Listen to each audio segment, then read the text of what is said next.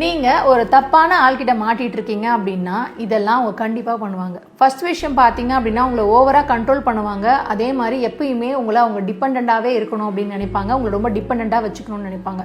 ரெண்டாவது விஷயம் பாத்தீங்க அப்படின்னா இது நல்லதா கெட்டதான்னு உங்களுக்கே தெரியாது. ஆனா உங்க மைண்ட் ஆசிலேஷன்லேயே இருக்கும். உங்க அந்த டைலமாலே வச்சிருப்பாங்க.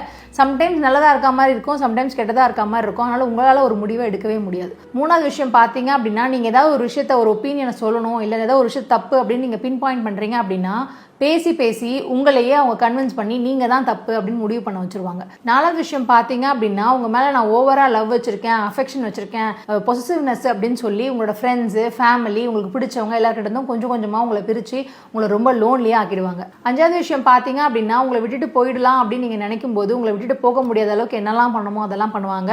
உங்களை த்ரெட்டனும் பண்ணுவாங்க. நீங்க தனியா போனா உங்களால வாழவே முடியாதுன்னு உங்களை ஃபீல் பண்ண வைப்பாங்க.